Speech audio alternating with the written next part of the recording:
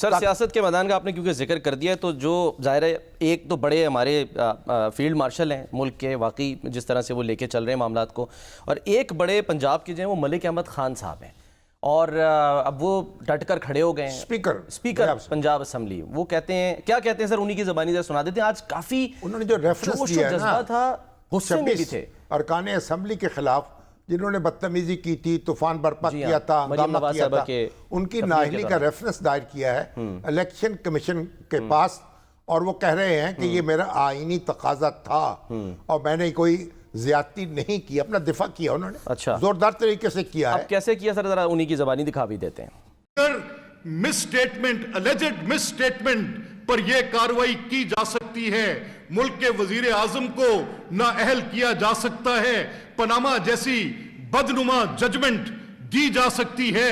تو پھر اسی 63(2) کے تحت یہ سوال اٹھانا کہ حلف کی خلاف ورزی ہو گئی ہے.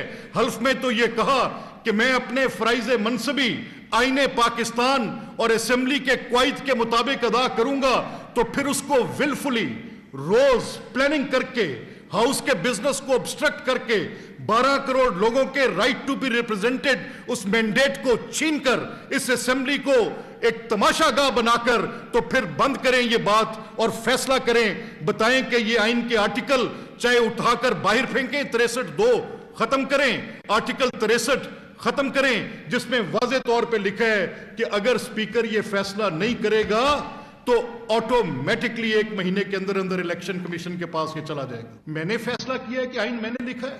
میں تو مخالف ہوں 63-62 کا. ویسے ہی میں تو کہتا ہوں اس کو جڑ سے اکھاڑ کر پھینک دو.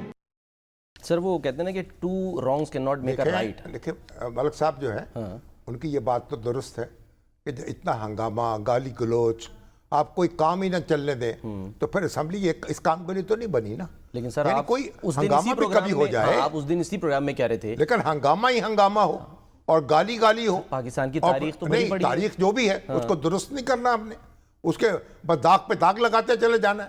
تو یہ بات تو اپنی جگہ درست ہے، لیکن انہوں نے کہا کہ یہ جو پاناما کا ججمنٹ ہے جو نواز شریف صاحب کے خلاف آیا، اس میں یہ کہا گیا ہے کہ اسپیکر جو ہے کسی کی اگر کوئی غلط بیانی کرے گا، اگر کوئی مس کنڈکٹ کرے گا رکن، تو اس پر وہ ریفرنس بھیجے گا